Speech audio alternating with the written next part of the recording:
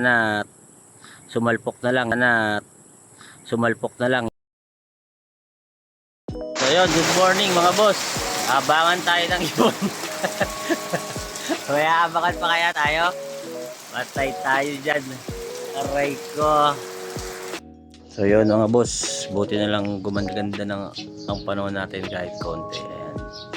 So abangan tayo for today. So ang nangyari sa training for today mga boss is ibinaba from Marilao, ginawang C6 ulit. So C6 part 2 yung abangan natin for today mga boss. So ganun, 6 birds pa din. Sila pa din yung niload natin mga boss. Ay hindi, bali 6 lang yung niload natin. Ay 4, 3 pala. Ilan ba talaga? 5. Kasi iniwan natin yung isa. Medyo hindi maganda yung condition niya eh. Ayan, so iniwan natin siya. Ayan.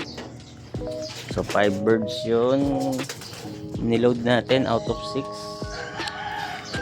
Tignan natin kung makakabalik. So 9:25 ni-release. So time check tayo is 9:46 na. 9:47 mga boss. Ayan, tignan natin kung makakasabay ulit. Bali ang kasabayan nila yun ni-release is Batangas siguro. So yun, malaman natin mga boss kung makakakumpleto tayo today. So yun, abang nag-aabang tayo mga boss, kanina ay pinaturukan natin tong ating mga biik. Ayan, tapos ito tinurukan din kanina, binigyan ng B-complex, vitamin B-complex si Mami Pepa. Tapos ayon sa ating mga biik mga boss. Ayan, tulog sila eh. So yun, sana magtuloy-tuloy yung ganda ng panahon hanggang sa makakumpleto tayo ng ibon. Pero may mga raindrops pa eh. Ayan. Pero hindi tulad kanina na buhos talaga. Sana makakumpleto tayo within the day ng ibon. So sa 5 nating niload, yung 4 doon naka-pan race. Sa 4, isa doon sinali natin ng YB pooling mga boss. So tingnan natin kung makakasabay yung ibon natin. Pero mabibilis talaga yung ibon ng iba. Pero okay lang yun. Basta ang importante makasabay yung ibon natin hanggang dulo. Okay. Ito pa tayo dito.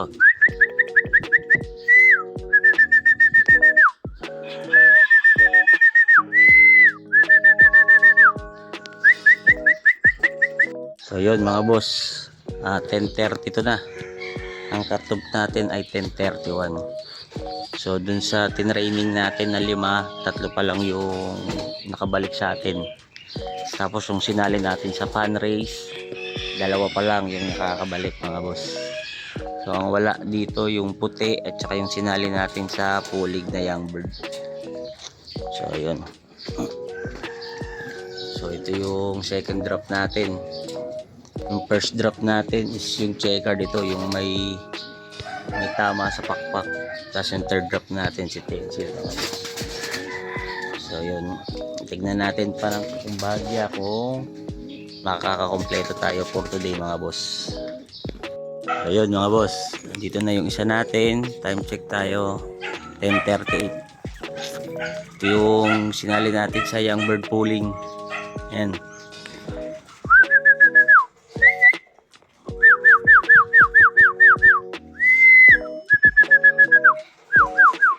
Ito na rin yung puti mga boss. Ayan. Yun no. So 505 tayo.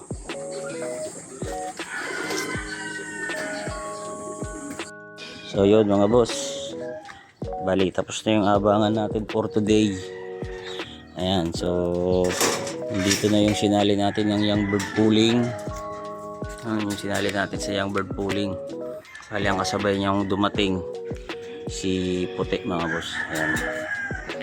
Ayun, at least kumpleto tayo. 505 tayo sa NDR natin na C6 2.0. Ayan. So kumpleto naman sila no. Ayun, tapos ibabaw. Tsaka itong isang to. Ayan. So yun lang mga boss, yung ating abangan for today. Ayun mga boss, after natin mag-abang, no, binalik muna natin yung mga SDR young birds natin. Ayan. So binalik na muna natin. So para ano, para sama-sama sila ulit mga boss. Alright. Dami na nila oh. So nabawasan tayo ng isa dahil meron tayong ibon, young bird SDR na sumalpok sa what. So ano to, 14 birds yan SDR. Ano lang natin, mixin lang natin mga boss. So time check tayo 7:26 mga boss. Papakulan natin yung ibon. Ayan. Tapos ito, ayan, ayaw pa nila, hindi sila kasya. Yun, yun, yun, yun. So yung palang niload natin nung Tuesday night, so kahapon ng release, 6 birds kompleto naman sila nakabalik. Kaya lang yung isa may may tama sa bandang kaliwang pakpak niya mga boss. So yun, mamaya ipapakita ko sa inyo yung yung naging tama nung ibon. So sana sumalpok na lang, hindi siya yung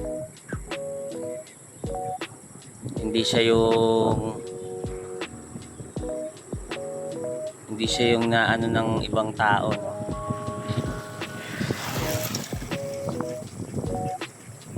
Parang may bumagsak na ibon dun ah. Okay lang mga boss, salamat.